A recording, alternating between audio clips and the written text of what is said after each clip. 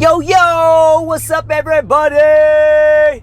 So today we're going to talk about the keto diet, okay? Because I know you guys have been seeing, the books and the ads and, all these things, and you're seeing all these fitness models and all these guys, with all these sponsored ads on Instagram and Facebook. I know, I see them too, right? So you guys been seeing all these things about the keto diet, right? Which is the next biggest craze. So I get a lot of questions all the time, like, what do you think about the keto diet? So here we are. I'm going to answer your questions. So if you've been wanting to find out what it is, stay tuned. If you want to find out why most people fail and how you can succeed if you choose to choose that way, stay here, listen up, okay? This is for you, okay? So keto diet. Basically what keto diet is just so you guys understand, is a low carb, high fat diet. Okay. Now, when it comes to, and I know a lot of you guys you've been basically lied to for the past 50, 60 years that fats are bad, right? You guys have been lied to. In case you guys have never heard this before, the study that was done by the two Harvard scientists that blamed, fats and cholesterol for heart disease were actually paid the equivalent of $50,000 to blame fats and cholesterol for heart disease, right? And when in reality it was sugar, okay? Sugar, flour, bread. In case you guys don't realize this, bread is sugar to your body. Yes, whole wheat too. Pasta is sugar to your body. Yes, whole wheat too. 7 grain, 9 grain, it's all sugar to your body, okay? This stuff has been so refined, and when it comes to wheat, it has been so scientifically engineered that actually whole wheat is actually worse than eating a bag of Skittles, okay?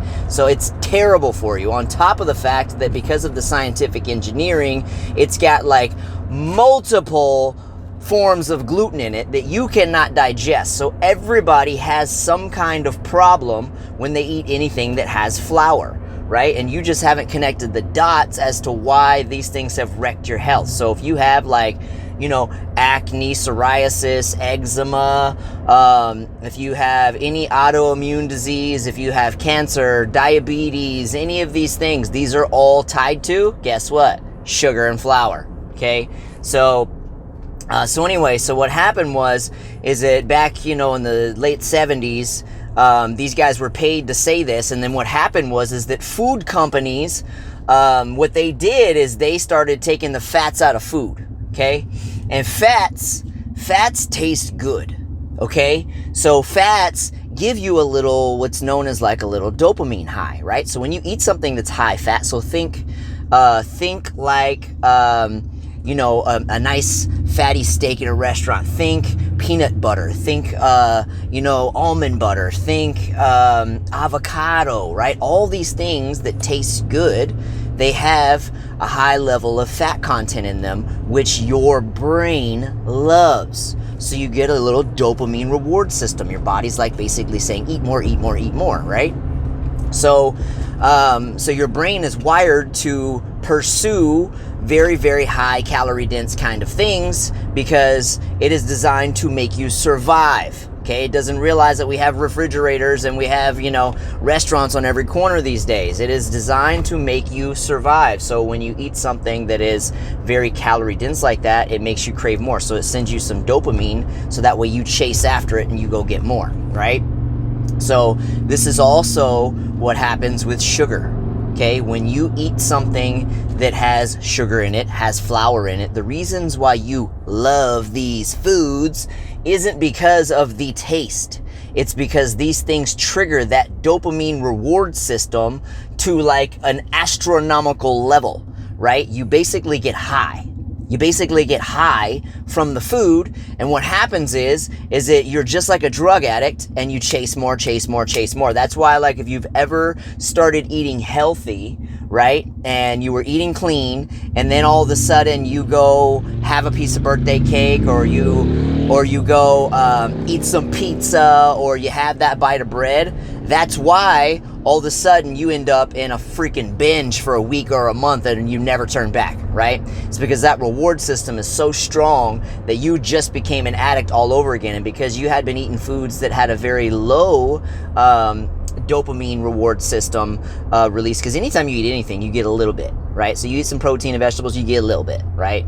Now you go eat a piece of cake, you're going to get 100 times more, right? I don't know what the actual number is, but a lot more, which is why you're strung out like addicts. This is why Americans are so hooked on food. This is why Americans are eating themselves to death. So let's back up, okay? So no, fats are actually healthy for you, okay? Every single cell in your body, the membranes of your cells, need fats in order to function. Okay, or in order to for everything. Okay, you need fats for hormones, you need fat for cellular function, you need fats for even for some nutrients to be absorbed, right? So fats are vital for your health. So the ketogenic diet is a high fat diet, right? So it's basically low carb. So you're basically just eating, vegetables, and you typically keep your carbs anywhere from like 30 to 50 grams a day on average for most ketogenic diets. And there's lots of many forms of this. I'm more a fan of the cyclical type of ketogenic diet where you do some carb cycling in there, right? But we'll discuss that in a minute. But the whole point is that the ketogenic diet is a low carb, high fat diet. Now here's where most people go wrong, okay? Most people think that just because they eliminated sugar, they eliminated flour, and they stopped eating all the processed carbs, that they're just going to magically lose any weight. Okay? Bad. Wrong. Okay? Because when it comes to fat loss, it always, it always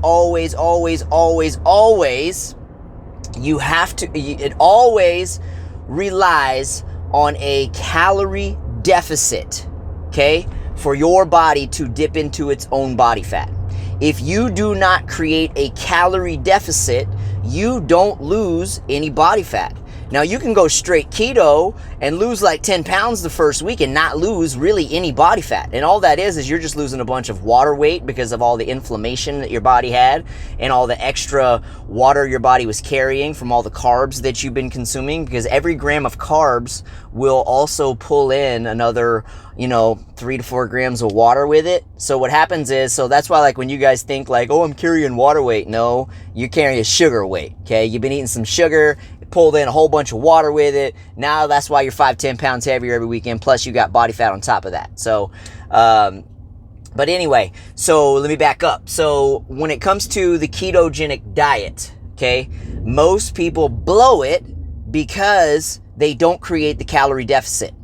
You're not going to lose any actual body fat unless you create a deficit. This is a fact, okay? I don't care what diet you do.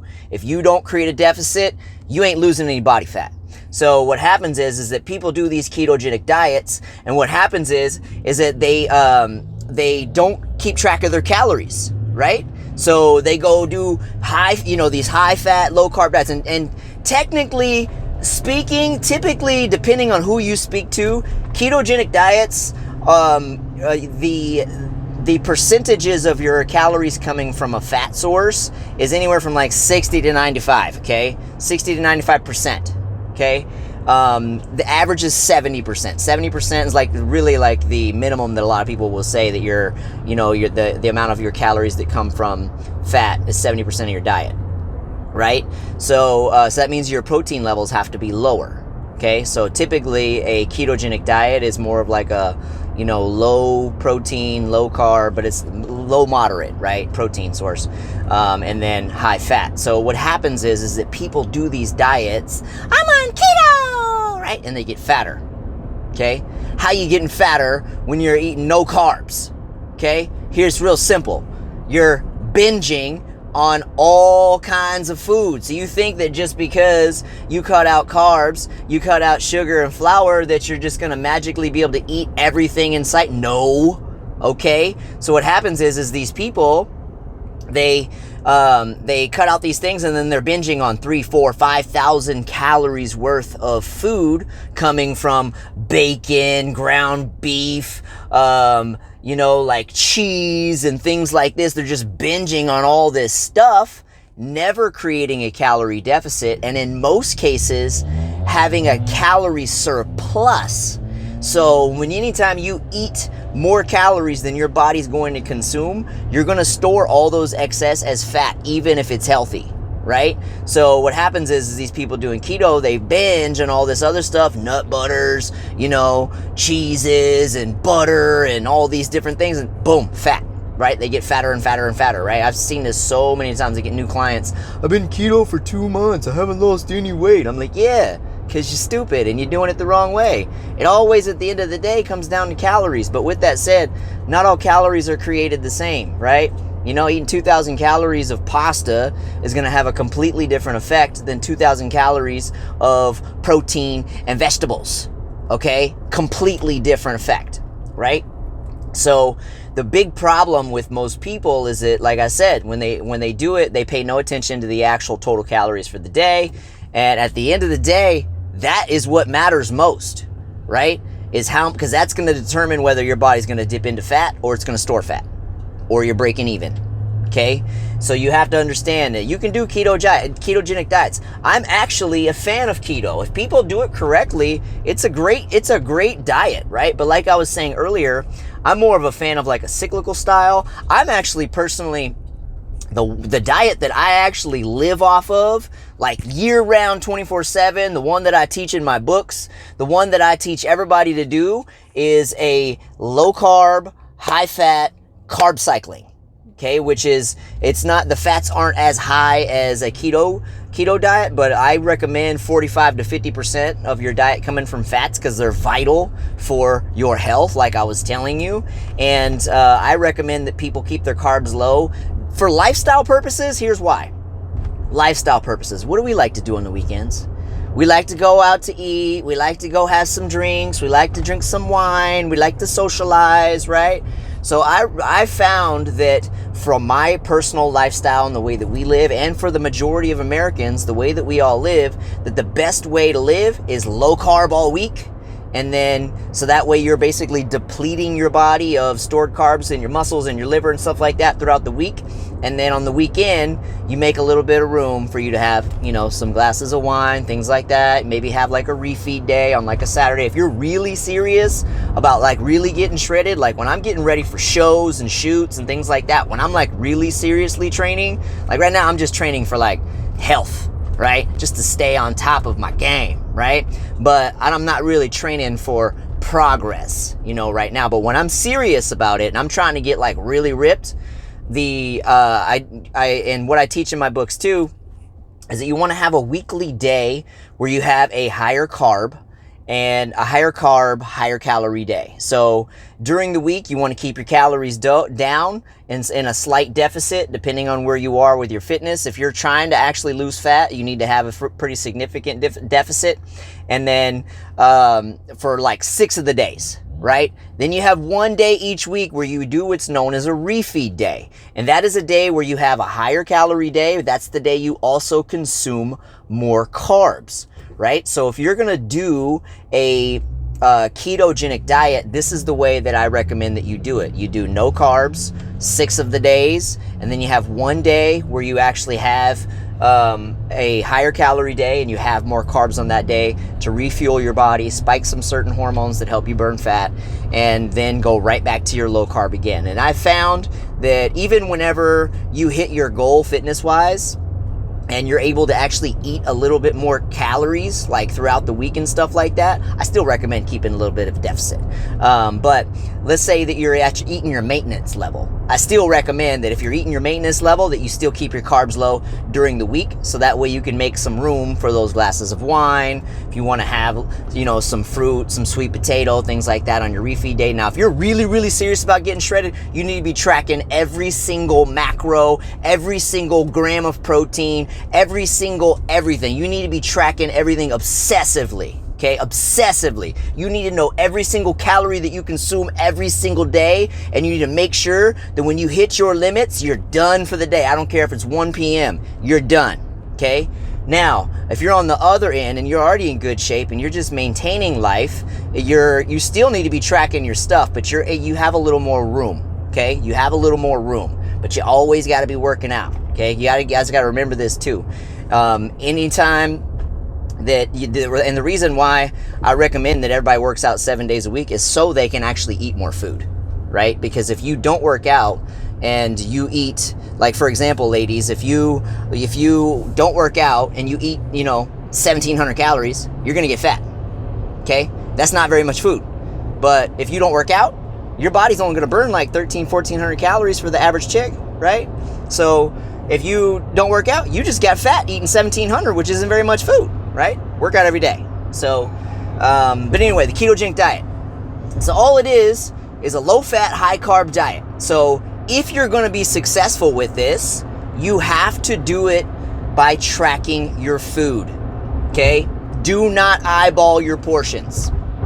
Do not, because you will be underestimating. You will be eating more than you think you do. And even with those of you that are actually measuring your stuff, don't use cups and spoons, okay, to measure your stuff, because I know you're using heaping cups and spoons. Like, oh, I'm gonna eat 2 tablespoons of peanut butter. Yeah, those were heaping spoons. You actually just had 6 tablespoons and not 2. Okay? I know what you're doing. You ain't getting away with it. So, anyway, so when it comes to the ketogenic diet, know that you can do it. It's a great one. Okay? It's great, right? It's not the one that I live by, but some of my clients actually do it, right? Because they choose to. And but you can do it, but you always got to be keeping track of your calories and make sure that you're not overeating the good foods, because even if you're eating healthy, if you eat too much, you're gonna get fat. Or if you eat, if you eat your maintenance level, you ain't losing an ounce of fat. All right. So it always comes down to a calorie game. You're going to hear me say this probably on every single podcast that I ever do. It's always a calorie game. I'm going to be hammering this into your head. It's always a calorie game. But like I said earlier, not all calories are the same. So don't think you can go eat cookies and live off cookies and get the body that you want. You will still create a deficit, but what's going to happen is your body will start to eliminate muscle instead of body fat. Right? You're going to feel like trash. Your hormones are going to be wrecked and your workouts are going to suck, right? So the best way and the easiest way for you guys to get in shape and stay in shape is the easiest way, guys. I'm telling you guys this. The easiest way for you to get in shape and stay in shape is to commit. Make the decision and commit to eating clean for the rest of your life. No cheating ever. Okay, that's the easy way. Believe it or not, it is. And you think like, well, I can't do that. I just love pizza so much. Well, guess what? You keep thinking that way, you're never going to be able to do it. And every time that you go have that pizza, it's going to lead to you craving and overeating more and more and more stuff. And you're always going to be battling your scale weight. Period. The easiest, fastest way to get in shape and stay in shape is to permanently keep your diet clean. I'm telling you from right now, you're probably not even gonna believe me. You're probably gonna go, you're gonna go test it for yourself, right? And you're gonna be like, oh, I can do it. Watch, go do it. Go eat that pizza. Watch what happens when you go work out and you get an injury. You tear something, tweak something. Yeah, because you're inflamed, right?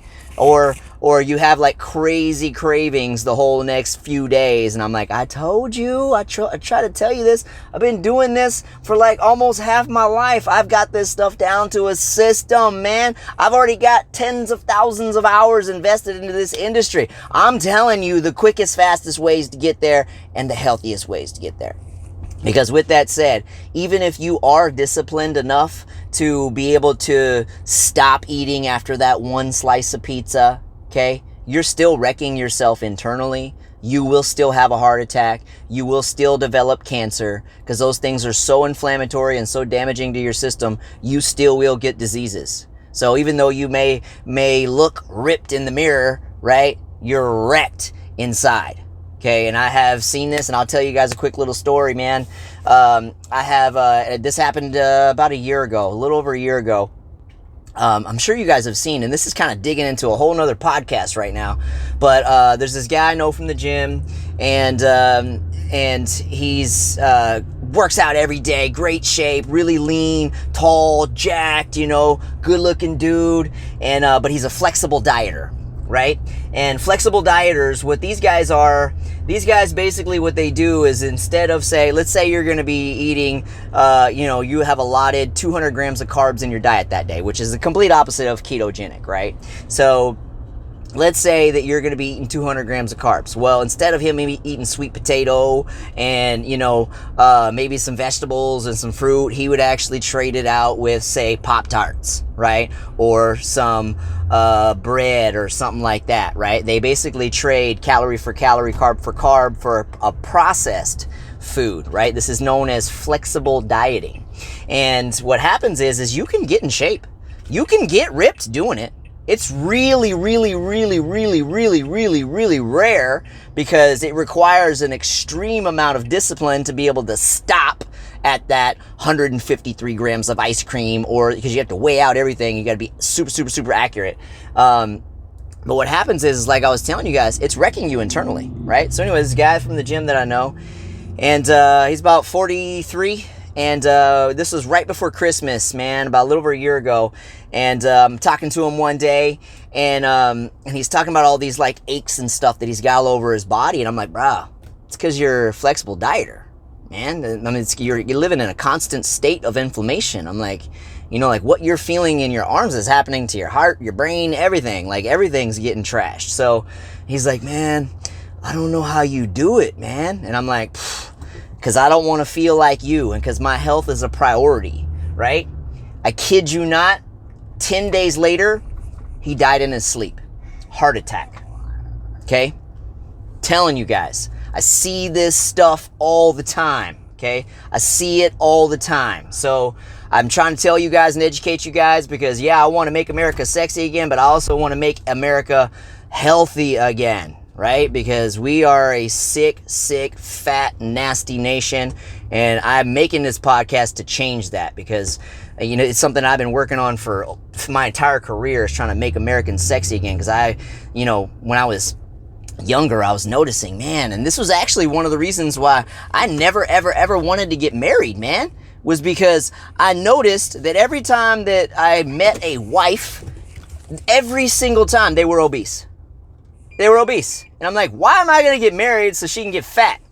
Right? So I was deathly afraid of getting married, because I was afraid she was going to get fat. Okay? My biggest fear, my wife get fat. Okay? Which is why I found the one that I have. So it was a sexy girl all the time, year round. So anyway,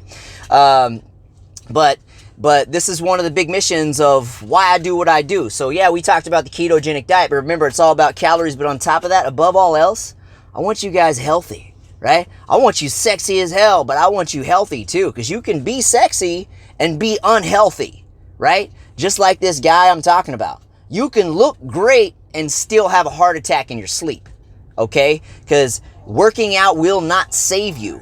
The only way that you're going to create vibrant health is for your diet to be healthy as hell and you staying on point with it, okay? The only way you can create health is through a healthy diet, all right? Eating a bunch of inflammatory stuff that's damaging your gut and damaging you on the inside, those little few minutes of glory that you're getting, it's wrecking you for weeks after, okay? Just that one bite, weeks after, okay? On top of the fact that's going to cause you having cravings and all kinds of other stuff. But anyway, that kind of sums up my little lesson for the day. So know that if you're going to be doing a ketogenic diet, if you know anybody that's doing a ketogenic diet, share this podcast with them so that way I can educate them and they can do it the correct way.